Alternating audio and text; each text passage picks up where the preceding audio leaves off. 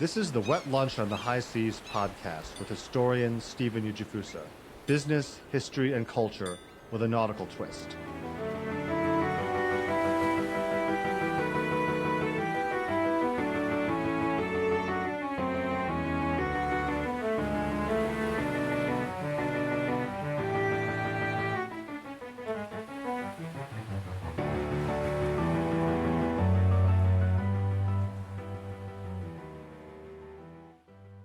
When Christ comes again, when the Messiah comes, when the revolution comes.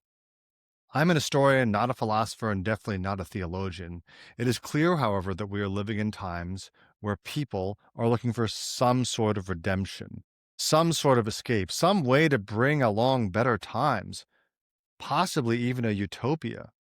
There was hope for this when I was a college student, a doctrine of globalization laid out with the famous phrase, the end of history, that was pioneered by Francis Fukuyama.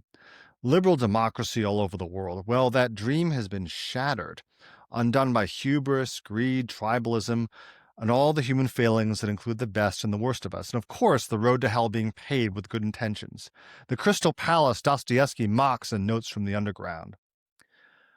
I went to college in the late 1990s. One of my favorite classes was with a professor named Donald Fleming, who taught a legendary set of courses in European and American intellectual history.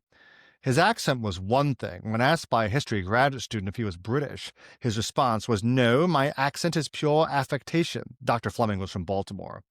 But I did find myself turning recently to these lessons I heard all those years ago. We did study a lot of George Friedrich Hegel, who famously said, "The owl of Minerva spreads its wings only with the falling of dusk." And this one is particularly relevant. Genuine tragedies in the world are not conflicts between right and wrong. They are conflicts between two rights. There sure isn't a lot of wisdom in the ether today, and it certainly feels like dusk these days, and a noisy one at that, not a peaceful one. Might I argue that polarization represents people looking for the same thing, just from different perspectives? The dictatorship of the proletariat in Marxism is a secular version of the Last Judgment, in which the collective proletariat, with one voice like a Greek chorus, punishes the capitalist bourgeoisie, the sinners, and redistributes material goods and power to the blessed, the workers. There is no nuance, no debate. Judgment is final.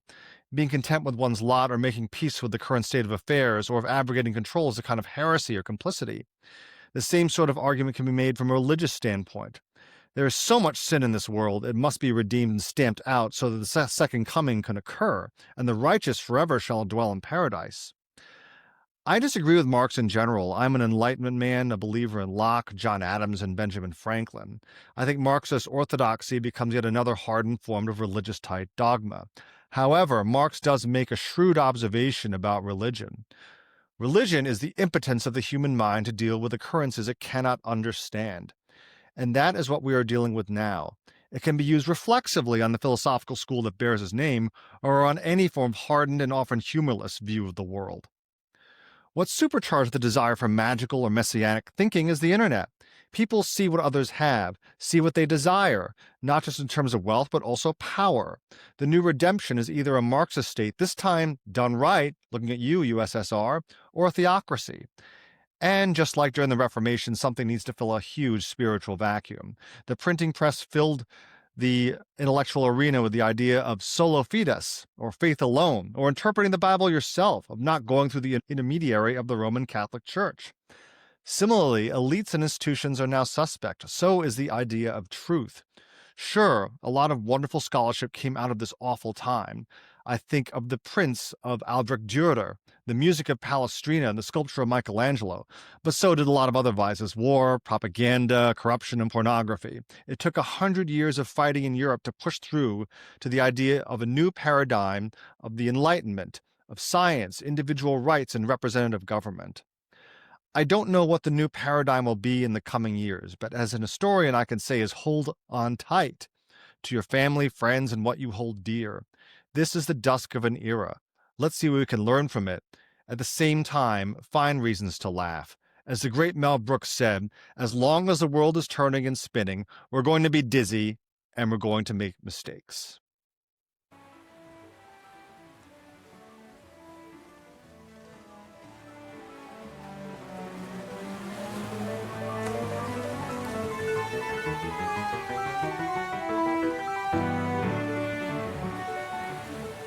This is the Wet Lunch on the High Seas podcast with historian Stephen Ujifusa.